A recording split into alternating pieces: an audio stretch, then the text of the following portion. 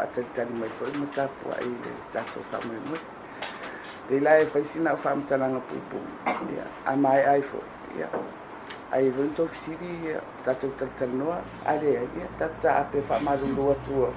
Se tai le titil whaingo tonu. Po whea tonu tate Feiloaiga. Ia, oi umana le whai mai ala tau cameras. Samo Global News, yeah. Ia. TV2. Ia, oi, oi. TV2. Awai le. Talamu. Ia, okay.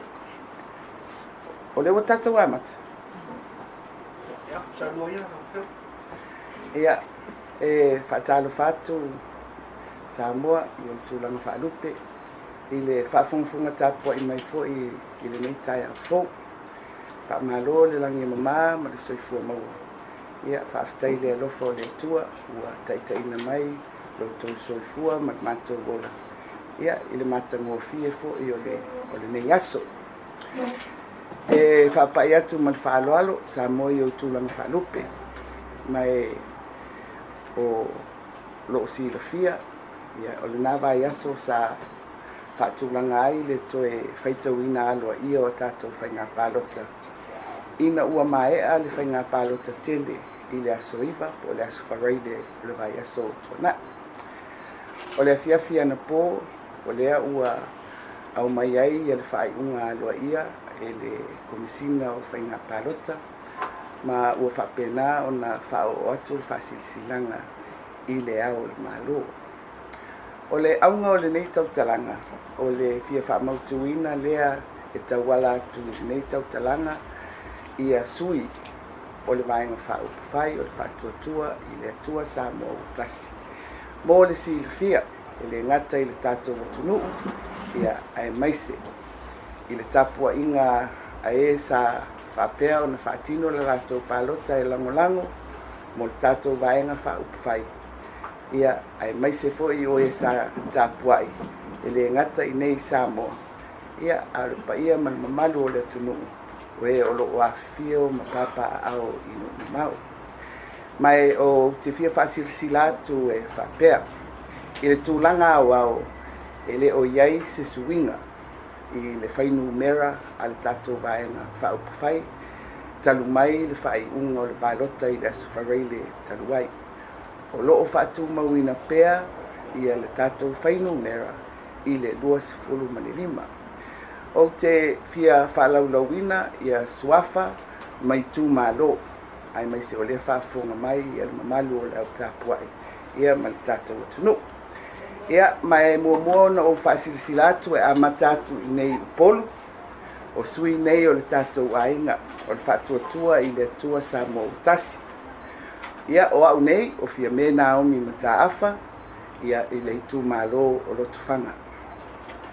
O whaualo le whau Harry Jeffrey Schuster le itu malo mai maunga wha.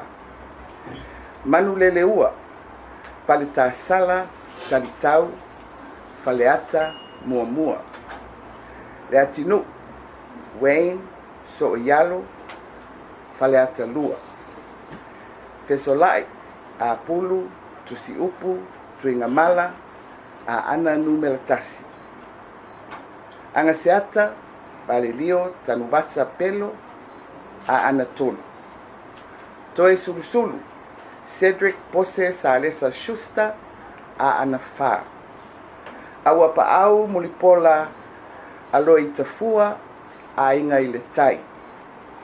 Maasina lupe Makesi maasina lupe le fanga faasilasila toe lupe pou muninuku o ne semo fale alili mua o sui ia o upolu e toa sefulu ona se mai ai lea i savai o la auli le otea polata i vau fosi nganga i fo maunga numelo tolu. Matamua, se umanu, vasati, sili, pulufana, fasale le anga, mua. Papa li'o, o lipona ta eu ma se pa'u, fasale le anga numelo tolu. Tea, to ala, beato, faasaleleanga numera 4 se ua muli fasi toma nganga e maunga numera 2 ni wava eti le atongio ma lolo vaisi ngano mua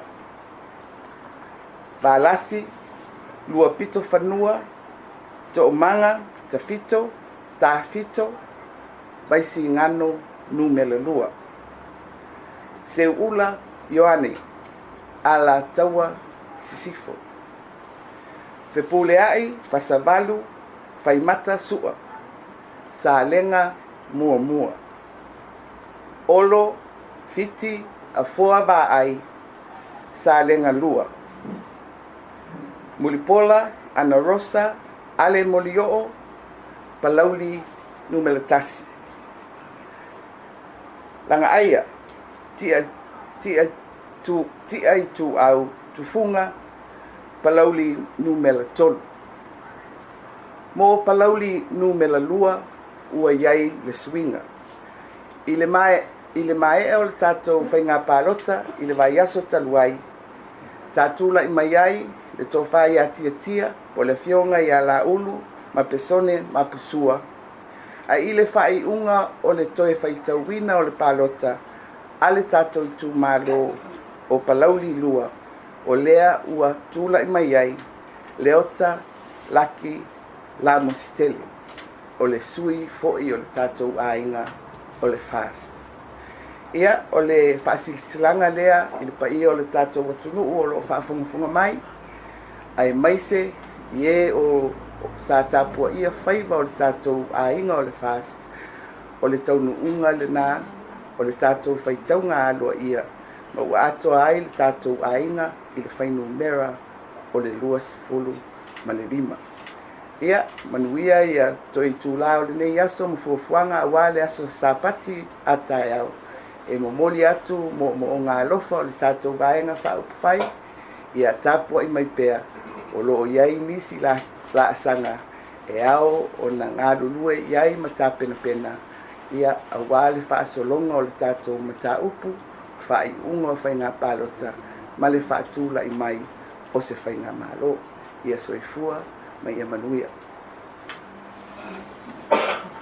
Leo fionga sapa mata watu i le tololo wina lo fionga te tai o sui manu malo le lan whai le ma watu e lua i tu malo i tato motu i sapa i e le maunga mo i lau nisi o nganga i whamaunga lua ma whaasale anga lua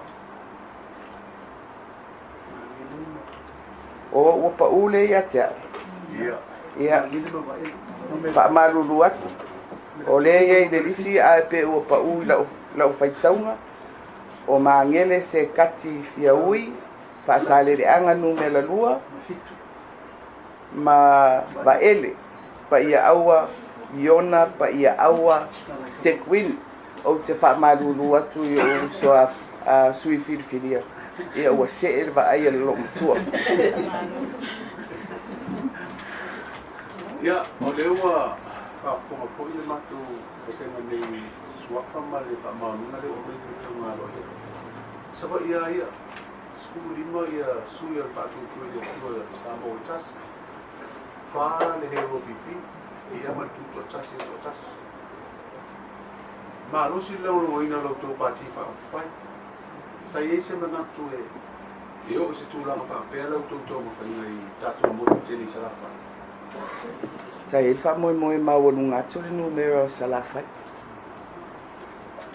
ia ae o le finagalo lava o le tunuu o le ua faaalia mai tauala mai palota ai tumalo taitasi le asa feau momoli mai ai i le palota o le tatou motu sapaʻi i le taunuu o le faigafifili ia o le feʻau e malosi le lagolago a salafai mo le vaega faaupufai o le feʻau muamua lenā e le o lagolago e faisesui atonu o le auala lenā e fai ai o le suiga ia o le taatia o se finagalo e pei ona faalia mai e tauala i le faiga palota ia ua o le mau lava le tatou aiga faaupufai palota mo se swinga fo, palota mo se swinga lele, palota mo le fast, ia, o le whiawala na sa momoli atu i le tūlanga foi lea o ele ngata i le savalia o le atunu foi lea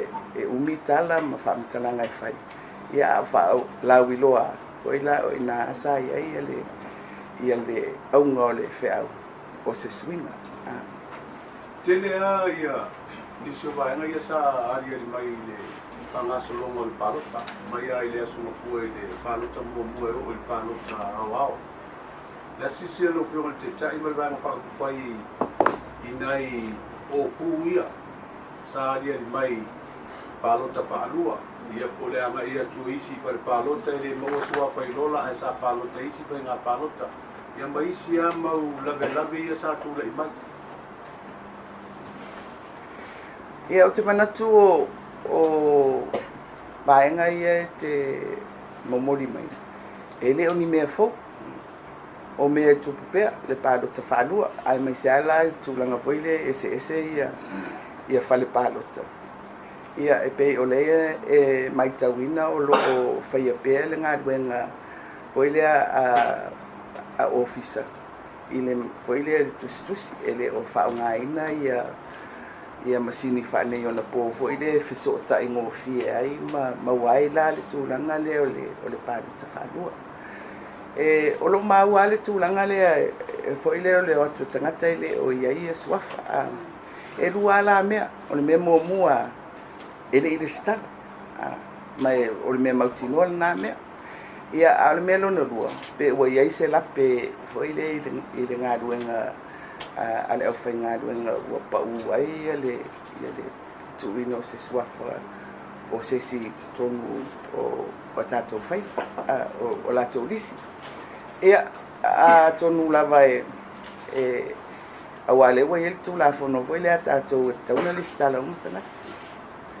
Ia mai a tonu foi la o I pe ono mawai ai si ele lista. Ale wa to ile manatu foi ale a wa tu wa mafai ona palota ia tonu foi a nga e tawa wa mai ai ani si ele lista le. Lesi vai ngata walo fiona tu tasela kusini familia tu. Ole tali le tu so ta inga male. Sui fai pule nga no mera moa. Le wa mai le fai nga lo io pe na palota. Le fe o iai la to so ta inga male. Sui fai pule tu tasi. Ia wa ole vai ngata walo o tali ni o tatu tu. Ia tawal siri bai atonu o mea le tatu whaatari uma iai. Ua iai le fisota inga malafionga ia tuala. Ia mai na tuu ai whapea. E le leia le tatia o foile se I maea le lei ia le whaitau ngā roa ia. Ia le la ua whaiana po. Ia o masalo po le amatanga o le vaiaso le amawhai o na whaiai se Feiloaiga. Ia, mamau ai se tonu o lo whaatalitali uma iai le tunu wae le taumate. Ia, o Feiloaiga fo ia le fionga I atu ala ma sunga I atu le pa ma la vaena. Ia, ai, te manatu. Tatou maua pele to. O le whaiunga o le ao ia. Mai le whaia fo isesi. E whai lava tuana. Tai lawa, o le silila sa bitsile lawa tani me lawa fionga ia.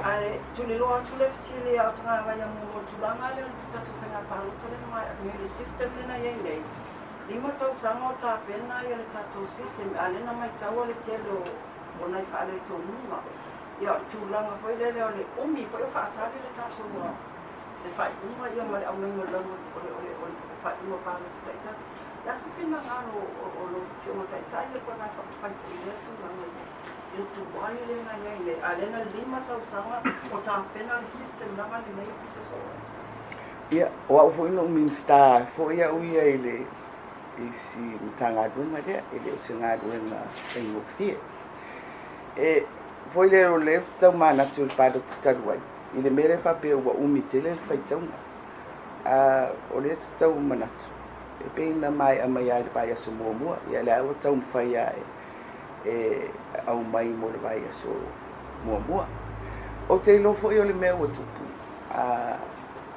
o ile ona wai u mai le palota ile sfale ia o los fo lima los fo li o lona wina o ile ua avatu se avenga ile fai palota fo ile ia matua i fai tau au ili le ona o fa pele tatianga ole mai atonu no fa longo e o sa no mai e le komisina ia ele tio foi se si ele komisina male o fengado awa le o fa pene atu mai ia le tunu vo ile mata tu po fere me anga ia le fengole ia ai ile nganga lava le o lo momoli atu le melni o tu la fono tatou te fa mo e tai ala ina ia tiute ma mtafai o tangata fai ngā malo i le tūlanga ma le tūlanga i lunga o le tūlafon ia pēr wha pēr fo o laile le tūlafon ai e fo i nai fisili sa iei nei fo i fai ngā palota ma suinga na fai ia au te tali tonu au ia i le whatinonga ia o le whainga o le palota o lo o tau mawhai pēr ia le ofisa e whapena o na fai si tūlanga Wai au pito sili ona lelei. Ai o isi mea ia no mai tauina. Na vevesi mai nisi o matou sui tau wā. I le aso le palota e whapea. Ua o atu e palota. Ai whai mai le whai palota. E re mawhaia na palota. Ono o lātou o sui tau wā. O le whe aula e a mai i atea. E le o lava le a o tauina. O lātou o lo o whaia le ngā duenga. I le mawhaia na tupu se me whapena. Ia e se mai ai i isi o ile o tūlanga nālia i mai i le whainga palota ole nā e ali mai pole e ali mai ai e le o lava ia le a o tauina o lātou e o tō fia e whātino ina le ngā ruenga o le whainga o palota ia mai o se mea matautia le nā mea pēr whapea o le ua ratu ia le sui tau wā ai whai mai wale mawhai o na palota. E ole me mua, o la e le suafa o le suitau wā i tu tonu o le isi. Au te le mai loa la, po whele me tupu mai ai le manatu o le tangata lia. Po se mea na whaalongo i ai, po se mea na oa o ina ai, po se mea o tupu ai lona mawhauwhau, ia no oso ai leo le masalomia. Po le ale me o tupu ai le na mawhauwhau. Ai o tatou tala noa pea i le whainga o le palota. A tonu o le pre-polling. Awa o le si mea fōulea na whataitai i le palota le ni. Ono whamo ma whauwhau fo i le mea lea. O le foile o le fuafua ina o le tamau a inga e whatūlanga e ave whai e se whainga palota. O le si la whina unga nei ai e whapea. O le mea lea ua o tangata i tua i latou tūmalo. O le to e whai aini e tātou whale palota whapitoa. O le mo nuu i tua i nei upolu ma tātou nuu mai tūmalo i sarai. O nei whapea. O le o taunga tātel. Mai e siria ia le taape o le o tangata. O le no inga. O le taula lea. O tuu i lungo o le tangata. O le e whaatino lana palota. Ai ai lava lo ulangona. O le nenga luenga o le whai o le palota. E te tau ona tau mawhai ia le tūlafono. Po le malo fo ia tau wala atu i le ofisa o le whai palota. Ia whai se whainga e pito whaingo fie mo tangata. E whaatino le lato palota. E le whaingo fie la le mele na whainei. O te le lope na o nisi o tau i mulifanua. Ai o se whainga whaamo mo i loto. Lea mea, o le tuai ngā tumu ia na tumu ai, i tutonu o le potu fo i le whaatalitali. I o whapene i mai tangata i whaamalama. O le whai o le o mia, a le fia maua o se mana vanga le lei. Ia awa la ua loka i tutonu.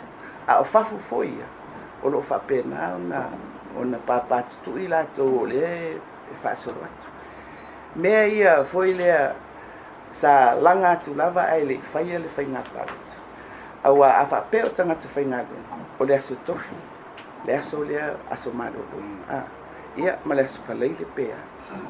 ia al fa mo foi le fa pe tuli si aso ia e ia fo iona fianga mo tangata o e whainga o le si foi la mena vai foi o ainga i o atu tina ma la to pepe ma tamiti ona o le tūlanga foi le a alu le matua e whaatino le palota e le mawhaina tu le whanau matulanga o whapena ia peila o le memo foi le memo a toi foi mai ale pre-polling i le fuafua la leo i le tupe lea ua whaatitau e whaatino ai se ngā ruenga wha aso e whai e le pre-polling so o uma le atunu atoa le au whai ngā ruenga peia o le apo whai le palota o al me moni a ua amata le palota wha aso o isi wha le palota pe wha palota pe fitu palota na tūlanga whapena o na fua leo foi le wha mawhawhau po le ale sa o le melia i le whaatitau wina o fuafuanga foi le whapea ua whai le mea o na e whawhaingofie mo e matutua mo e iaia mana onga foi le whapitoa ia mai e malanga ia no mawhawhau ai alea o se tapenanga ua foi le ua whaia mo se mea te le pei se palota foi le autu ai peitai e se le titi o le whainu mea ua alu ai le ia le te mau ai mai o te manatu ai tauna toi mawhawhau tauna toi mawhawhau ia le official komisina i le nei a mea o le pre-polling pe tasi se aso pe lua se aso o le mea leo le wha o le aso o whale palota e fia o le au whaingā luenga o ta avale mea uma whapena o matua i te lea whatusa la lea i le mele foi le whaingo fia i le whainga o palota whale palota whapitoa po le whainga palota foi le etuna tau o le special vote po whea le whale palota e mwhai ana e alatu whatino lau palota foi le o mea la nei e whetuna foi le whaonga ia le tamau ai ngā fufuaina mo le whainga o se whainga palota ma ia whaingo fie mo le tangata palota o na whailo na tiutelia i le aso e whai i lana palota pe o nai mea na foi le mataituina i le tatou whainga palota ia ale upu foi le ia vea mea tutuku ia e toi fōu ai foi se si fuafuanga le lei mo le mumana Te foi ia lo mafofau lau sau noanga i le whanmene wa tape. Tai sau noa i le official o whainga whaunga. Sa mea iwa no mitita e nisi o pai ringo le mai.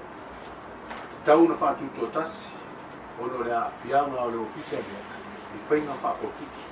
Hena e te whamarino wāna le o tato o e whainga whakoti. Te le lala me lawe ia le sa tu lei pai. Ma le tuai maua o le tato whai. Ia, ele lei awa le ata te lo umai le o se mea fōu umal palota o whai le komisi foi le whapitoa o le tō tele o e iai tutonu o e sa whai pule ia e whai foi a mai foi la li potilina o na mai foi le ave tonu al palme i le komisi al palme ia na mai e lo le o le whautuanga i le minsta ma le mtanga duenga o le winga la o la whamitanga o e leta alo pesata alo o le foi o fai mai o fau mai ai la to i el tu la fon mai e ia alo manatu foi le o le fainga palota e tauna i ese tino tuto tasi e tilo i le fauina foi le o se whaangaio inga e launga tasi ai tangata uma e le ngata la mo e tau ba ai launga tasi i mautino foi le pui o tangata palota o le se whainga e mautino ai o lea e afo ia e le o iei vaenga o le tūlafono e whapitoa ia e whai ala ma whataitainga le tūmalo lea o whaleata le iei lea lai le pūki o le suinga foi o le tūlafono le iei vai tele le o se nuto tele o le lisi palota e whai tau afe na ai le la ua iei le tūlanga ona o le toʻatele o tagata e lē o ni tagata o le nuu o vaitele e mawhai ona palota ai lē o maua e latou le faamanuiaga masani i whaiga faademokrasi e mawhai foʻi ona tulaʻi mai e tauvāina ia le tofi o le itumālo ia pe manatua le tatou vasenga fasalonga le sai ia tatou tu malo foi ia tu tauranga mai o le fatulanga ina o tu malo na mana ia i tu langa foi le o no fuanga le nei faitele e le o ni no mavai ai tau ona o tangata foi le o la foi fai la tou sao i le ati na e o le tunu e tau ala mai la tou la fonga tu langa sapena mai o le fainga foi la na sa ti e le taulanga e le tu malo taulanga i lunga foi o le faafanua o tu malo mavai o ile e amana ye o te lea o fale ata mawai maunga i le li o le na o tatou no fuanga ia o te manatu ala e sa le fuanga le o i tu malo tu taulanga e mawhai o na tau paleni ai la le tu langa le a le la pe wa mai tau ina tu ili swinga le wa ye pe o to e fo i le tu langa mawai ia ai pe ua ka vai ai loa i le tu ai ngata i tonu o i tu malo ne o tangata nu mawai ma tangata i le nu mawai ai e tau mia i le apa no o tangata na e le on tangata o nu mawai ai lai no nofo o ile ia mai o foi lai se situlang o no le numero e ma fai foi na fapia o le wa mai tangata i le on tangata o le nu le fai tonu o le tu malo mawai o le winga la fa mtalanga mai foi le e ao ona manino le fa tatianga po fe tonu le fa vai le la fa yeta to fa na padot mata mai no mawai solo mai o le fai tawa fa le wala tu male me no foi tangata o me o mai e tau o te le o fa pe atu a me sa o le me le ai se le me le na le pau ale me le vatu pea o ile whaingo le tūrafo no whainga parota ia manino po le ale whawai ia malama o mai tangata ai leanga le mele ao o ile tu malo o whape o le numa vai ao o ile tu malo whai mai o le whaitau a whai ai ao o ile tu malo ai whai mai o le mea no fwai tangata i lo ua tau i la ua ai atu le tūrafo no maswinga ia ua iai o le ua o mai tangata ile mea no foi it appears that way au le si foi la mea o lo ia le nenefu ile mea o le nuk mawai o le nuk mawai ia ma le faitau a fai ma le mea no foi tangata fai ama faitaita inga o le tumaro le i faite that's a classic example ia te whamaruru fo i le tofi o le tumaro te o whapeo fai atur tala o ia. But, you know, it's a very clear example for the media.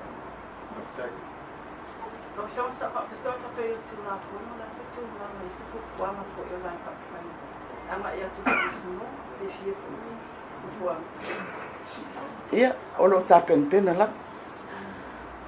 Awai ele alufia le namia. Mai ole a fatamala foi pe fa pe ele tapen.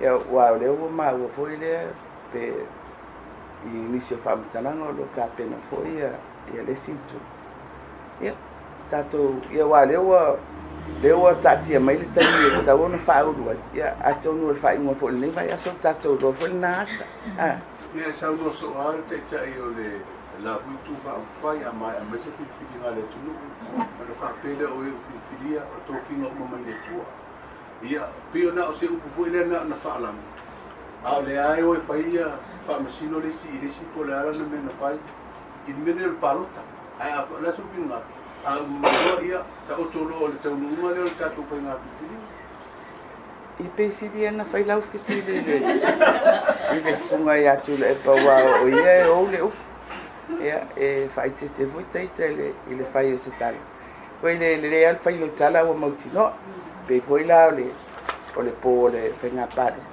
e ui le i foi le au mai el fai unga fai parot e wa na o ai la sale le fai taunga mua ia ai ale nganga ia na fai ai i lunga fa maunga ale fast foi le na mato manatu ai e taua le fa o atu ie o lo o tapo mai ia mau te manatu pe tā e ale fitu le pō o tātia le ata le o le uskul lima.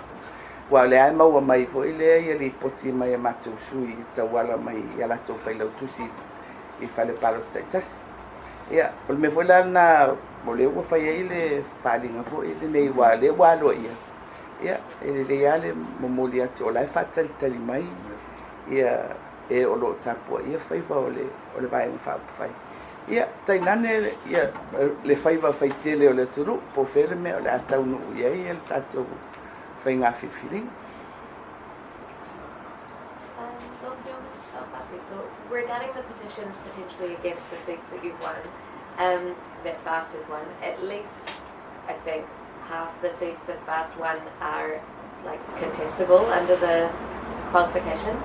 So what will be the either strategies or the systems, and what kind of things have you already put in place to start preparing for that potential fight?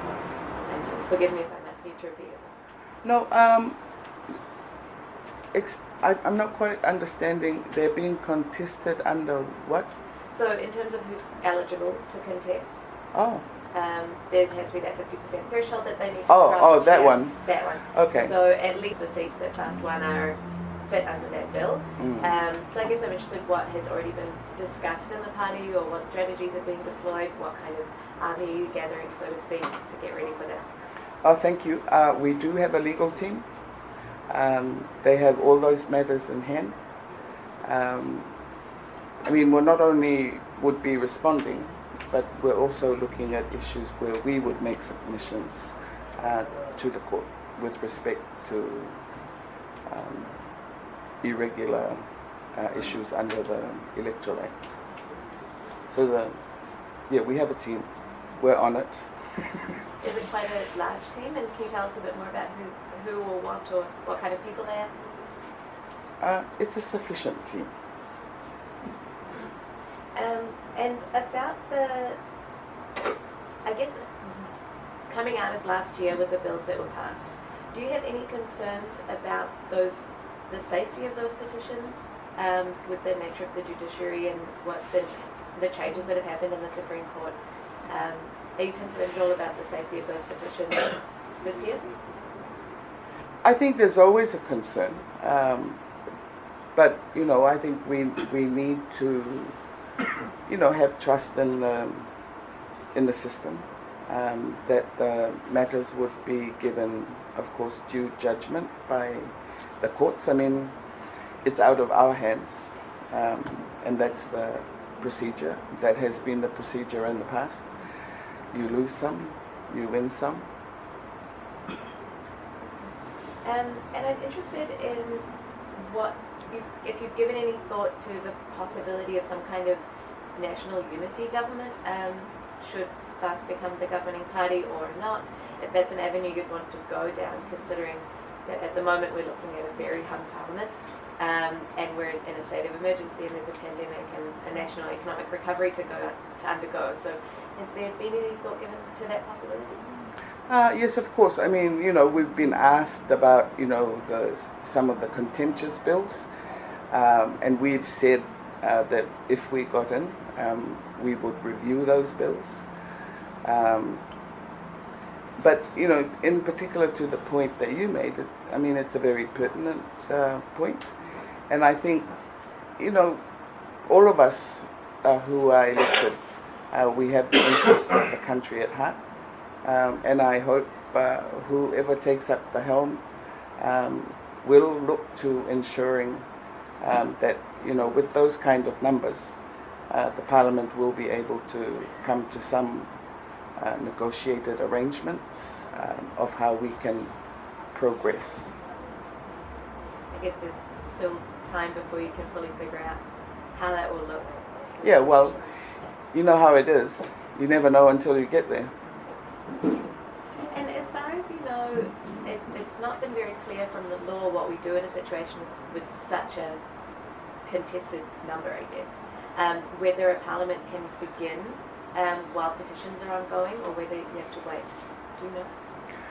Well, my own thinking is that the whole... The law specifically says a minimum of 10%, so Yes. there's not really room for rounding down, so to speak. Yeah. Do do you know? Or rounding up. Yes, exactly. Exactly, yeah. So do you know whether that's something, now that the head of state has certified the results, is it something that the party might want to take to the Supreme Court and get a proper reading on the law about whether another member of your party might move into Parliament? No, we haven't considered that. I mean, we might come to it, but at the moment, just on the present law as it is, it might be a long shot. And you've mentioned before about how the party itself, FAST, needs to be a party of more than its members in Parliament. I was wondering if you might want to speak to that a little. We've got a live audience, about what you want to see from people of Samoa going forward in terms of what their involvement in the FAST party might look like or could look like. Well, I think I've said before that political parties have been there for a while now, and HRPP has been the party that was the first to be formulated. And I recall that because I was involved with the formulation of the HRPP. And as it is in most cases in Samoa, the initiators were people who were in Parliament, who were wanting to be in Parliament or had been in Parliament. So it was very much individuals, who had been MPs. And throughout the history of political parties, it would seem like, although there is an initial bringing together of supporters and the public, it inevitably comes down, to the political caucus or the political wing. And then we see through the history of political parties that some parties have existed for a while and then they've died out. So the HRPP really has been the only party that has survived for this long. Other parties, perhaps Tautua has been going now for a few elections.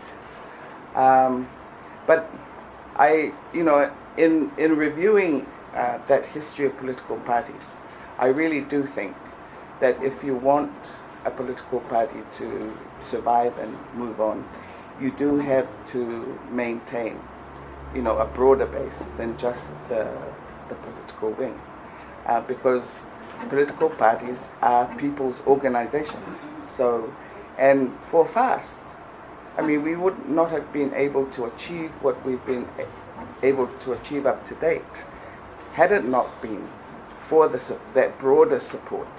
It's just not the 53 people who said, we want to run. They couldn't have done it without the support of people behind them. And I think this is where political parties are going forward, or at least for FAST. We need to ensure that that base is maintained, because we will move on. I mean, candidates come and go.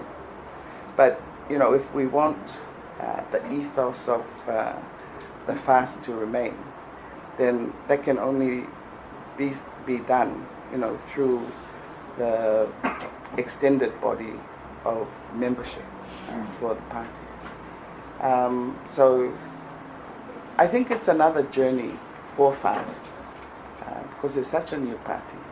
But I think, those are some of the foundations that we need to really cement and to make sure we can carry forward.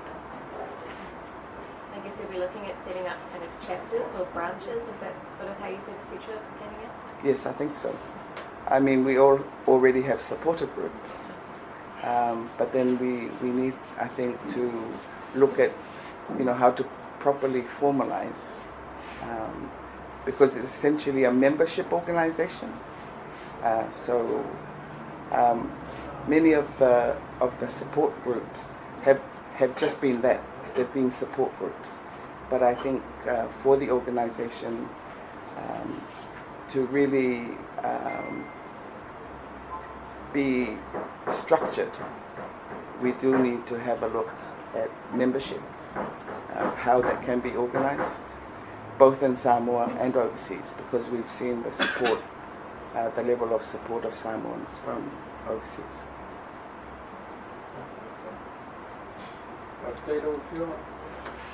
Leli di walo ulu fapia. Lo di mai lo ulu fapia.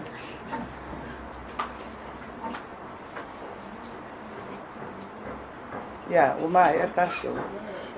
Ya, pasta kere la. Se dei do pe se tali el matto vai no pelea.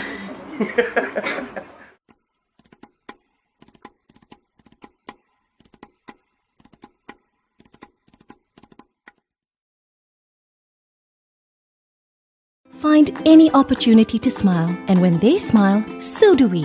At Colgate, we want every child in Samoa smiling. To all mums out there, encourage good brushing habits early on. It only takes you 2 minutes to teach your child how to brush twice a day for strong, healthy teeth. Come on, mums, it's you first. Start a healthy habit with Colgate today. Brush, brush, brush, 2 times a day. Brush with Colgate.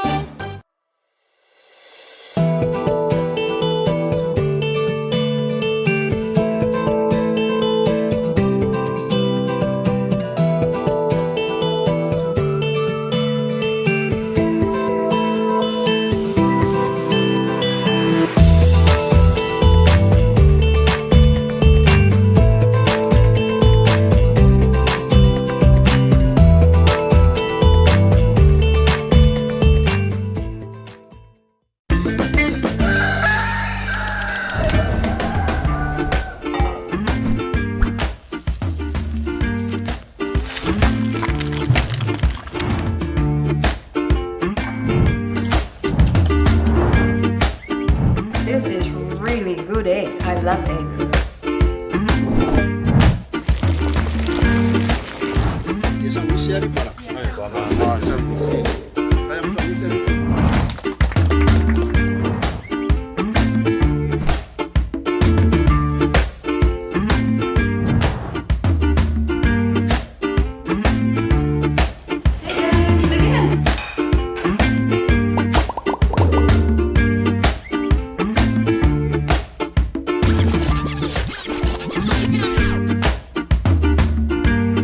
It's the only choice. Samoa's favorite choice. Sun Choice, the local choice.